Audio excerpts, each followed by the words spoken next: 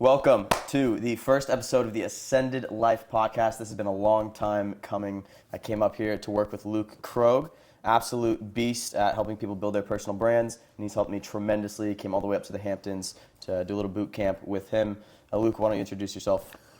I'm Luke Krogh. I have been building personal brands, helping build social circles around the world, 13 world tours, and now I have a system for building personal brands. Some of the largest personal brands that you've seen, I've built through building their social circles, building personal brands through building story arcs, content, building complete and utter personal brand, cult-like followings, building personal brands to the point where people are able to be impacted by what you have to say. Corey has one that I've been watching your personal brand for a while grow, and I've really seen it mature.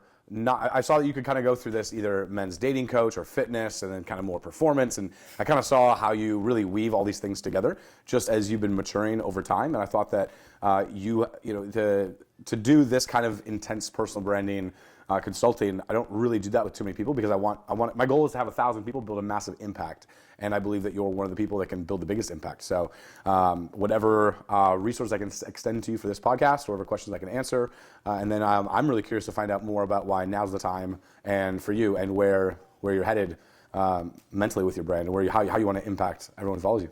Yeah, 100%. Well, first of all, thank you for inviting me into this community of the world. Never been to Long Island, never been to the Hamptons. It's amazing out here. Absolutely love it. Like I said, this has been a long time coming. I didn't exactly know where I wanted to take my personal brand for the longest time. I have skills and knowledge in a million different areas. I didn't know exactly where to apply it, or let alone how to apply it. In a lot of cases, I was just kind of scattered here and there. Built a little bit of a YouTube channel, just posted a little bit of content on Instagram, just in my travels, worried about cash flow and making money on the side, right? I've never tied it all together with a big bow in a box. So coming up here really gave me a lot of clarity. I didn't know how much clarity I needed until we did some of the exercises and the drills that you taught me, and then it actually made me think a little bit deeper about where I wanted to go and what's my plan of attack. And now we're here. Yeah, one thing I guess now you bring that up, on day two, is it? Good boy. On day two, we do a deep dive. And I think that's really where you really got the most out of what you were doing, because I saw the light bulbs come on in your eyes of, oh, this is really how I want my brand to be, to then transcend. We have this concept called clarity, vision, decision, and it's that clarity around what you're doing that then allows you to create that vision. I think you kind of had a vision in general, but I think that it was that, because people always say this to me, that when I tell them it's clarity, vision, decision, they always go, oh, I got to niche down, I got to really create this niche. And it's not so much that, but it's more creating clarity around the impact you actually want to have. What's the transformation? What is that Clark Kent? What is that Superman? Clark Kent to Superman? What is that Superman's phone booth? And I think those are the two concepts that you probably got the most value out of, just from what I saw. Because that's then when I saw you just, the smoke was flying off the keyboard, and you're just like really, really crushing. Not just, personal brand is not Instagram. Instagram is a way to show your personal brand. And you have a great Instagram course and coaching as a part of your brand. But what was really fun to see with you is how you started to put the puzzle pieces together of the impact you want to have with people. Yeah, it's funny because I had a vision, but I didn't have that clarity. Like, it was all blurred in a million different ways. And even the first couple days we worked together, we didn't really do much physical work. And I think I even mentioned that. I was like, I feel like we're not moving very fast. And you were like, just wait until this all comes together, because it's all scattered right now. I was like, I feel like I'm not being very organized with my thoughts. And you were like, that's the point, right? We're getting everything in your brain out into the air, all the puzzle pieces out on the table, and then we can see how they fit together. But if you don't even know what puzzle pieces are on the table, then it's impossible to put together the puzzle. So yeah, it's funny because you're a very detail-oriented person. You're very meticulous. You're very timely. You're very professional. And on day one, people are always a little bit surprised. When you say laid on the table, I actually have this literal large table, and I put all different parts of your personal brand out on these sheets of paper so that you can see exactly what's in your head. Because a lot of times people they think a little bit myopically, because in their head they're told to niche down, focus on a specific group of people. And what ends up happening is they don't realize they had all these great ideas that you kind of, it's called A goals, B goals, and C goals. You kind of have these C goals all over, but you're almost told, hey, now's not the time, I'll hit that later. But in reality, like, one thing that we come up with is a phenomenal free piece of value to give to your audience, right? Whether you're a coach in your case, or even a different archetype. In my head, I was thinking, God, you got to have a great morning routine. You got to have a great habit tracker. And I think you kind of had a habit tracker, but I think you had one for yourself. But I think that I don't know if we didn't do day one in the way that I structure it, I don't know if we would have pulled that habit tracker out of you or certain other key pieces, because I'm not sure. We had to kind of lay all the things on the table, and then I saw in you that you had some incredible aspects to things that you've created that you kind of tabled, because it just didn't. A lot of times we create these things out of moments of inspiration, but we table them because it doesn't seem like it fits into the current plan, the current thing that you're doing. But I think we really came up with some really good things based on items that you'd already had success with in the past. And then day two is the structured day where it all comes together. Right. And it's not even the fact that I didn't know how to take all of those ideas to the next level. Like, everyone has all these ideas, like, oh, let's start a business, oh, let's do this, oh, let's do that, myself included. My mind always goes crazy. Like, what's the next big thing? Where's the grass greener, right? But then you have just a bunch of patches of grass that are like half green and not, fully grown. So it's like I didn't know exactly where to take each of those things. And I think the thing that you appreciated was that we did have all of these different areas that were like half developed and half watered, but we just needed to know how to fit them all together. And so that's really the clarity piece that we were talking about earlier of how I figured out where to approach this and actually how to approach it meticulously. Yeah, and a big thing that I want to really dive into your story and really I think people would be curious to know this. And I definitely am kind of the history of how you kind of went from Kansas Corey to Corey A. Johns, is kind of how I look at it. But what I would say for you is it really comes down to the Russian doll concept and Superman's phone booth. You can take a man, if someone comes to you, I've seen it with your friends that you just talked about, I've seen it with people that you have coached in your program, and I see people go from Jonathan to John, exclamation point and capital J. I see men go from a thing that they currently are at and unsatisfied to being more than satisfied and content, and go from surviving to thriving. And I think that what you really need to understand for yourself, that you understood over the past several days, is that there's this Russian doll. What happens is this: you have this great Instagram course, you have this great kind of community. I mean, I think it's a bigger community than even you think. I think people don't realize how few people you need for it to really just kind of add some gas to the fire, so to speak. And then you had some great concepts, you had some great habits in your daily life that I don't know if you were really showing people even. You had some great knowledge that even I didn't realize you had. I thought I was a mitochondria whore. The fact that you're also a mitochondria whore with the light and all that stuff is fascinating and very, very interesting. And what you have to do is you have all these. Everyone has these resources horizontally, and then what you have to do is shift it all into a Russian doll that just collapses onto itself. Exactly. And that's where you're able to build the biggest impact, because people can't wrap their head around the 14 things that you know. But if you shove it all into a chronological order and shift it into place, and then the Russian doll just collapses onto itself, well, then people can just roll that snowball on the hill. They can go from surviving to thriving. They can really go into, if you help enough people get what they want in life, you'll get what you want. You can truly take that Russian doll, and that turns into Superman's phone booth. And what these analogies are that I talk about is really just the building blocks of success. And for you don't have to have this super tight niche where you only coach the 300 chiropractors in Oklahoma. You don't have to have as tight of a niche. What you have to have is you have to, and people who watch your content have to know that they are going to get this A to Z impact through being around you. And I mean, that's truly what I've seen when people are around you.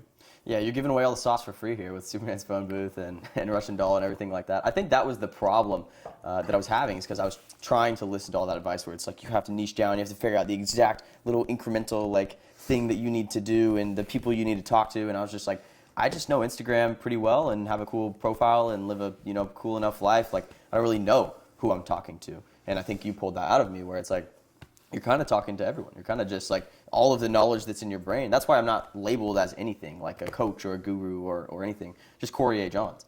Like, that's just me. It's just my knowledge in my life. And if you want to, be a part of that and learn from me, then yeah, I'm happy to help. I'm happy to give away the knowledge that I've accumulated over the years. And if you don't, that's totally fine, right? And that's the beauty of it, where it's like I don't have to actually be like, I am a specific niche down tiny little coach for these 10 people that I got to find. It's just like I just got to start. Yeah.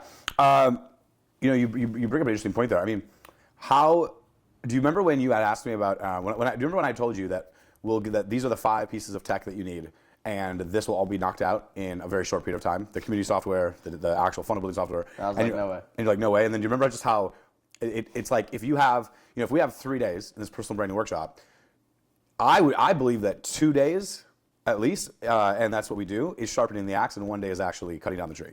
And you see just how fast the actual tech can be set up, and all of the things that people get so bogged down in, well, what platform do I use? Do I use School versus WAP? Do I use an answer Yeah. WAP? Do I use this, or do I use that, or do I use this funnel software, this? And then what company do I buy a domain name with? Or what even is the domain? What's the name of the thing? And it takes hours, right? It takes a lot of energy and effort to do it correctly, but it doesn't take days. I mean, like literally everything can be built in 3 days. I mean, it really doesn't take that long. I mean, now my first course took 2 years to build. I never released it. I just didn't like it. And times have come changed. My second course took 6 months and I just hated it. And then my third course did $200,000 in the first day and just over $1 million in the first year. Wow. And then my courses did, now, those were with partners. And then my second course did like 3 times that. And then fourth and fifth courses did more than that. It was interesting because I didn't really do that much different work. I just compressed it in a shorter window. That gave me motivation, it gave me inspiration. And that's something that I noticed with you is once we determined what your best piece of value is, where you can move the free line with your brand, which is your incredible habit tracker, suddenly it got done so quick. I mean, when you came over today, I saw the habit tracker and it's usable and incredible. And I mean, I think you already had something going for yourself, but the actual habit tracker itself is something that every man 15 to 45, 15 to 50 should be using that habit tracker, because it'll help you with your dating, it'll help you with your mental clarity, help you with your sleep. I mean, I'm probably, just even in the 3 days you've been here, I'm probably waking up 90 minutes earlier than I was before you got here. And I've already noticed improvements in my life. Yeah, well, that's the accountability portion of it, right? And if you don't track that to yourself when I'm not here, then who's going to keep you accountable? It has to be yourself. So I was doing these things externally anyway. They just weren't all put into one succinct kind of a concept and one succinct document. And so you telling me, like, you should really get on top of this and perfect it. It holds me accountable to myself, yes, but also holds me accountable to you and to everyone else. And, like I had to do that for myself. And now all of these concepts that I was doing, like making my to-do list, filling that out, making sure that I'm planning my next day, making sure that I'm checking all the boxes that need to be checked on a daily basis. It's all just in one place. And it's incredibly easy to hold myself accountable there. So, question, when I brought up that because you had different names for different things that you had, what was the hesitancy, I'm curious, out of using your name when you said Corey A. Johns? And then what was the excitement around actually going with it? I think I just looked at everyone else that has a brand, and it's all like nickname, like Greg Gallagher's Kino Body, right? Like Andrew Tate is Top G or whatever. They have this like super cool like branding around it. So I got caught in the same trap that you mentioned earlier, where it's like, what's the website that I need to buy, or what's the name, or what's the branding? Especially when I was building my watch business that I built a few years ago, I did the same exact thing and got caught in the same trap. I was like, let me make the LLC and let me perfect the the little details and the logos and like, what am I going to name this Instagram page that I'm never going to post on, right? Or whatever. And all of those little tiny details just delayed the process. I mean, the biggest thing that I've learned from you since being here when we started actually filming the collaborative content in Elevated Man, which we'll talk about a little bit later, you said just dive into the concepts and then film the intro later. Because then you already know what you're going to talk about because you've already talked about it. Instead of just like sitting there for 10 minutes being like, what should I say? How should I approach this? What's the structure? What's the structure, right? Write the paper first and the outline will form itself. Exactly. Yeah. Okay. Cool. So I mean, this is your show. So I'm curious, what caused you in the first place? Because I think I've mentioned a few books that kind of show my age and length and all this kind of stuff. But I think 4-Hour Workweek is one that was one of the gateway drugs for me. I read 4-Hour Workweek and a couple other books in the same day because they were just quick reads. I loved it. This was probably in 2007, between 2006 and 2009. 2008, 2007, 2008 is when I read, I believe. And that's not what happened with you. I think you went to college, you also grew up in the Midwest. So why don't you tell me the story of even what got you to see the Matrix, so to speak, and then, or whatever other phrase you want to have with it. And then where did that take you? Yeah, so I grew up in the Midwest, just normal, kind of a structure, very middle class, not wanting for anything, but nothing super extravagant. I was always groomed for the college life. Get good grades, go to school, go to a good college, get good grades so you can get good ACT score, good job, stable, security. And I did it. I did it very, very well. I was very good at turning in my homework on time and getting A's, mostly A's, some B's on tests. And I graduated college and went into the workforce. I'm thankful that COVID happened because it changed my mindset. I think that's what shifted it, and that's what moved the needle for me because I went into the workforce in the middle of COVID. And so I was lucky enough to set myself up pretty good. I got a job in my hometown, in my home city.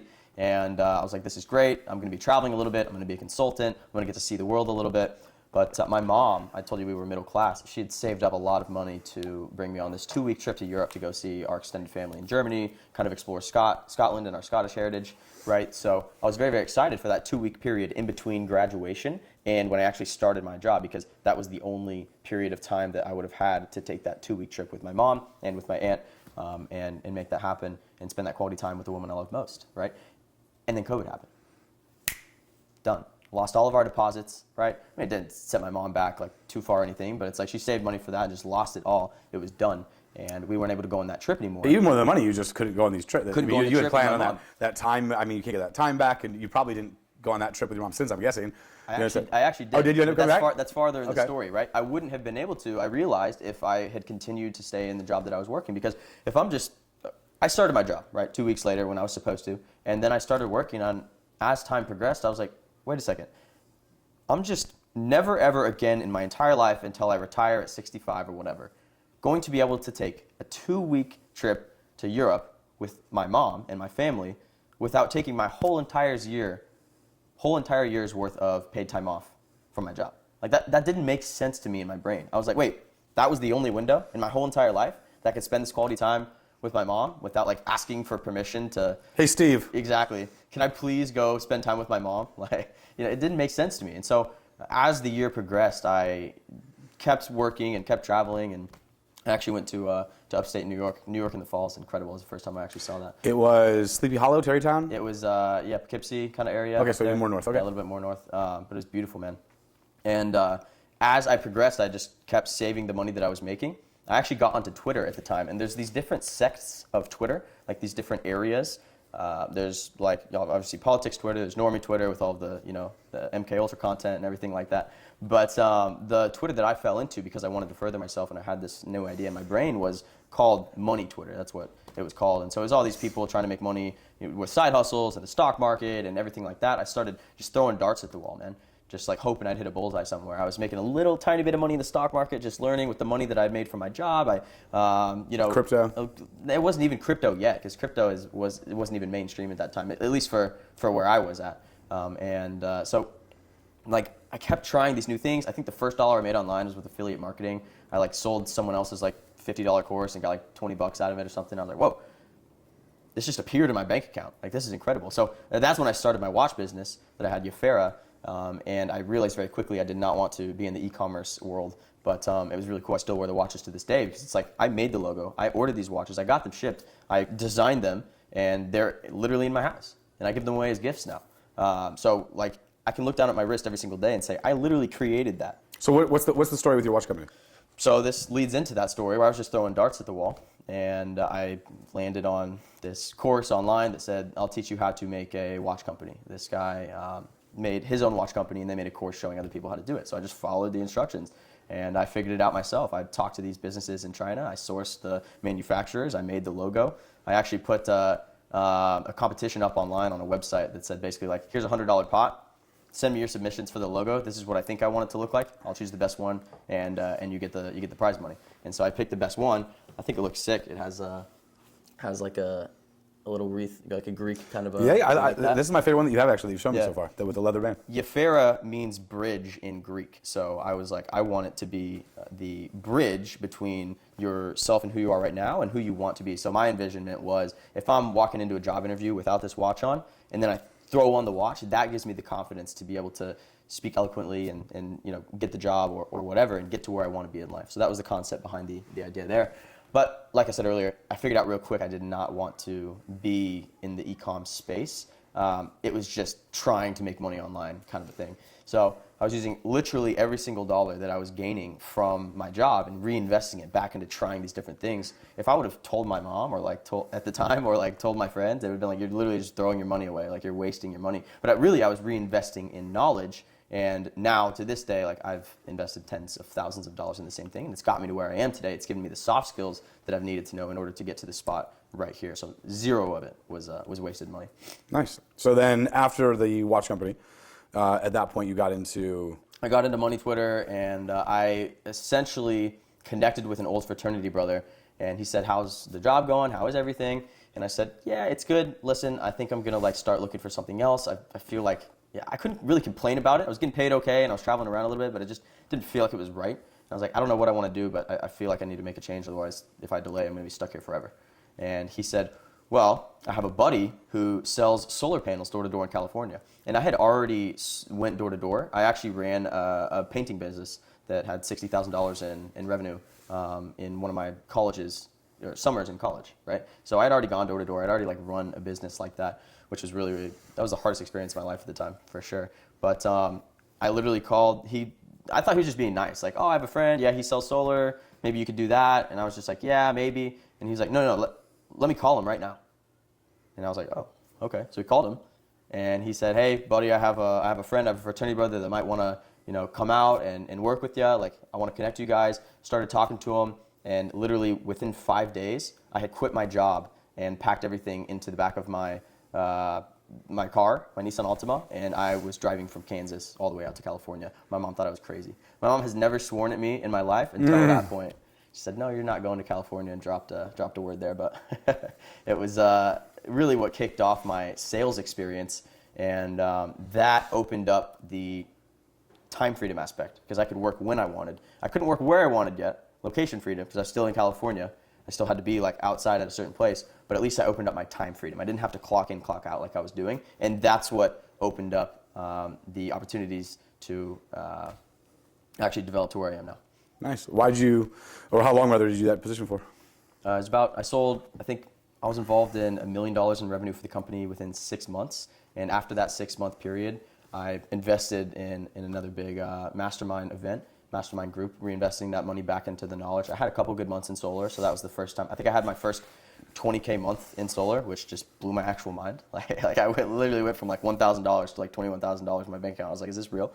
And some people may have said that it was irresponsible at the time, but I reinvested all of that money into masterminding and networks, and I went to an event that changed my life, and it was in Miami. And that's when I decided this location freedom is cool. This time freedom is cool, rather, but I need this location freedom as well. Can you say which event it was? I'd rather not. Okay, cool. Yeah, I'd rather not. Well, we'll cut that out. Yeah. Okay, cool. You were at one point the infamous RSD, Luke. You were involved in the whole RSD process there. And then you eventually transitioned into the KTK Media, the business you have now, and the Elevate Your Brand work with all of those profound clients that you've worked with. I don't know if you want to mention them or not. Talk to me a little bit about that transition and the process, and how you have done what you've done for your higher ticket clients. Yeah, I created something called social circle building a long time ago, and that was part networking in order to meet women and part networking in order to meet more successful men, whether it was for friendships, whether that was for clients, business partners, employees, unique opportunities. And I created a series of concepts called value arbitrage, spillover resources. I created all these concepts that it was the main way that I found to better a man's life at the fastest rate possible.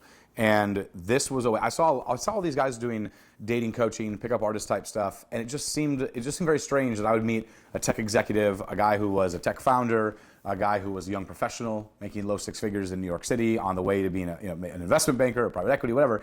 Just somebody who's crushing it in life, and then they'd run around a city and just kind of harass women and approach women. And that did not seem, or they'd put all their energy into nightlife, nightclubs, drinking, hedonistic kind of behavior.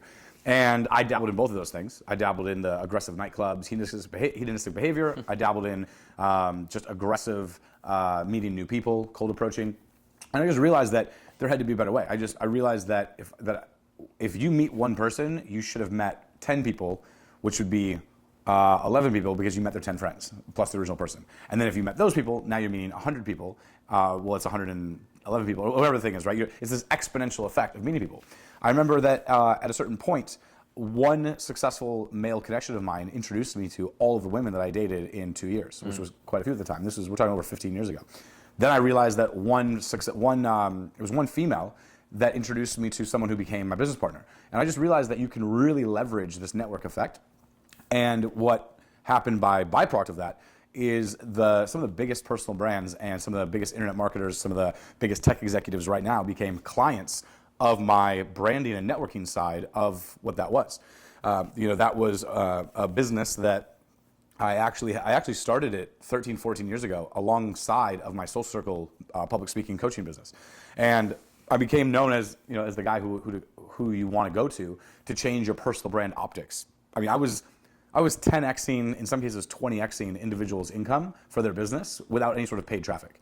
I had, Vegas Dave was an individual that had a bit of a controversial brand, and he was making around $80,000 a month. He had a few 100,000 Instagram followers, and by the time, by the time we ended our contract, he was doing sometimes $2.2 million in a month with no paid traffic.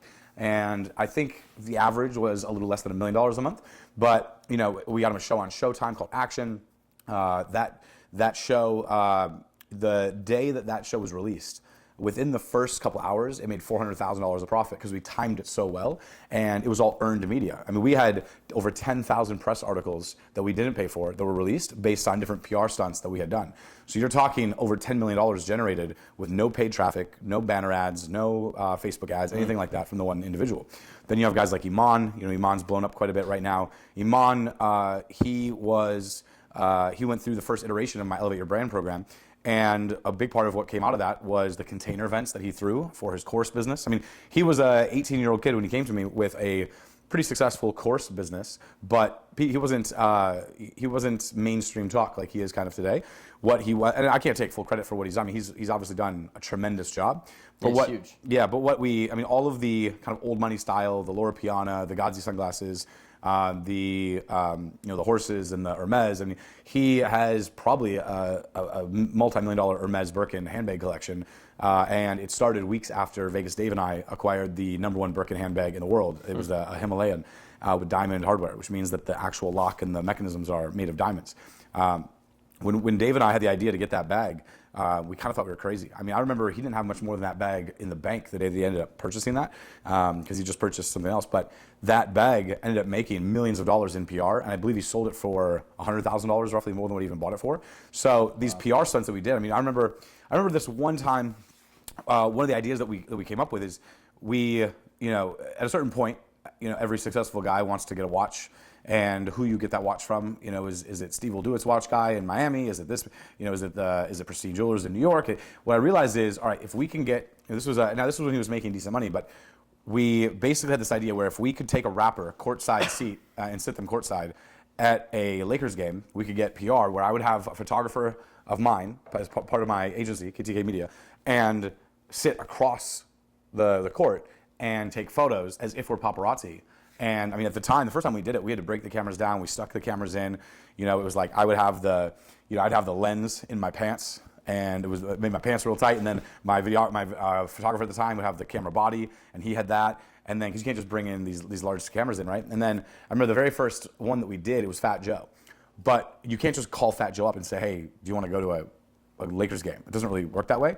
So what we did is we organized him buying a watch, and I found out that Meek Mill was going to try to buy this Richard Mille watch with what's called a chandelier diamond, which is a pretty intense diamond setup around the it was an RM11 with these diamonds on top of it, chandelier diamonds. And at like 6 a.m. or 7 a.m. we flew to New York and bought the watch out from under Meek Mill from Pristine Jewelers. Well, Pristine Jewelers, the reason why we picked them is because that's where Fat Joe and all these artists get their watches from. So then we made friends with Meek Mill. I think David even overpaid a little bit to add value and kind of build that connection. And then we asked them, hey, could we offer tickets to your clients in order to sit courtside, pay for their flight, and then we'll also pay for them to sit there. So that ended up working out where we ended up doing, I think, half the season ticket, half the courtside Lakers games. I mean, I remember we went out to dinner with Kyle Kuzmin. We had LeBron out once. We basically had, I think it was like 4 of the 5 starting 5 and like half the bench as well. At a certain point, we'd see after the games or before the games. I mean, there was one where we were there with when it was Kobe Bryant's last game.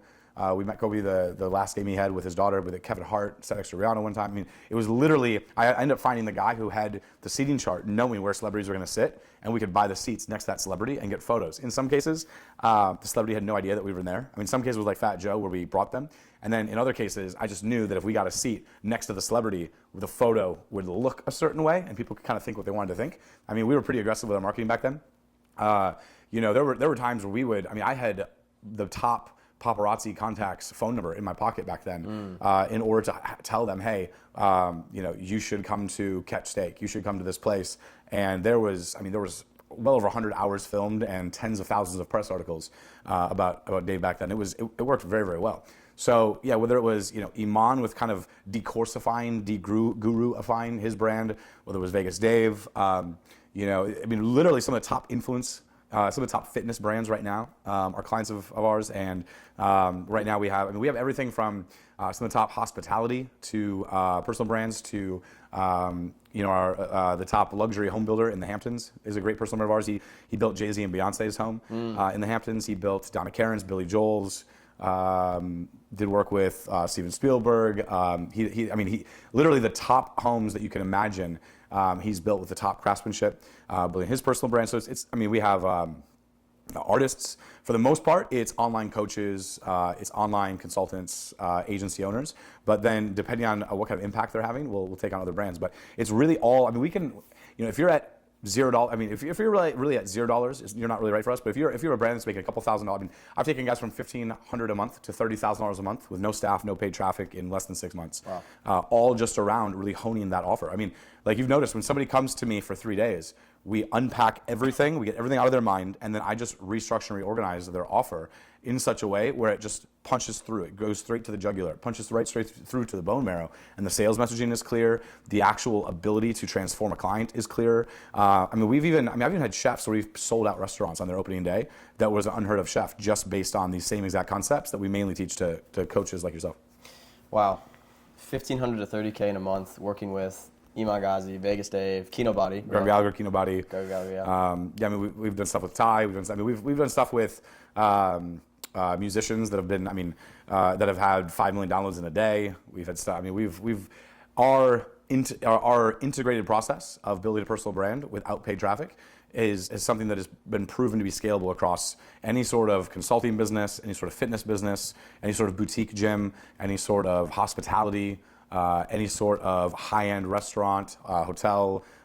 There's 12 archetypes of a personal brand. Whatever your archetype is, as long as it fits into what those 12 are, we can sell out at events. We can build your income from 5 figures a month to 6, even 7 figures a month, several 7 figures to 8 figures in some cases. A couple of the biggest cannabis companies in the world have been through our process that have done over $1 billion in sales. We've raised hundreds of millions of dollars of funds through our personal branding efforts, partnered up with the actual team. It's not just us that's doing it, but the actual brand strategy and how to do that in a very quick manner. Oftentimes, we're talking in 30 days or less, 90 days or less, or in some cases, to really make it explode, it takes about 6 months. And that's really what our strategy is, and that's why people come to us.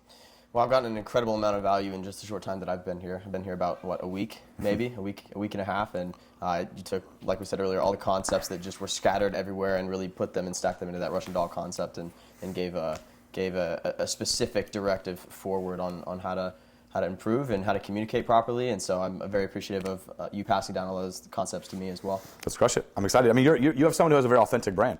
We have this quadrant where it's authenticity and relatability, and you're someone who has incredible high authenticity and extreme relatability. So you have a personal brand that I'm willing to throw my full back into because you genuinely want to help people. It's those Midwestern values, man. In just 3 days, you've proven to have a very concrete, very specific way that you want to help men. So when I have a brand like that, I've decided to throw as much into as I can. We have groups, whether it's my own groups or whether it's friends groups, or the biggest value initially in my program is that if I see somebody that's really excited and really willing to help individuals, I introduce them to something that's very key, whether it's a person or a concept or a group that's going to throw gasoline to the fire, right? It's going to really sell that personal brand. And I think one thing with you is that your different groups that you've dabbled in the past and had with helping men with improving themselves, I think are so powerful, but they need, in large part, that's something that I've done in the past as well. So, what I've decided, again, with you or any other brand that I find that offers a lot of value is I will contribute content or I'll contribute any value that I can, which is one reason why I'm so excited for you to run with your Ascended Life and Elevated Man program. And, I'm just excited to see you do more private coaching because I can't imagine the success you're going to have with individuals when you take them one-on-one and just see how you can skyrocket their results. But then from a group setting, the Elevated Man concepts, the 8 pillars of being an elevated man, the actual weekly coaching calls that I've already seen you help out on groups that I've had, and I've had only the most positive feedback ever from individuals from any coaching that you've ever done. So my question rather for you is, what's your what's your goal with Elevated Man, and where do you want to see it go to from a client perspective? Yeah, well, it's funny because I've been going through these concepts in my brain and applying them to my life for years. Like, I've just been accumulating knowledge, and I've actually just been giving that knowledge away for free to my friends and everything, like just helping them out. They help me out. I mean, that's how friendships work. That's how we're all going to rise at the same time. So the fact that I'm now turning it into like a business is interesting to me because I've never thought about it like that before.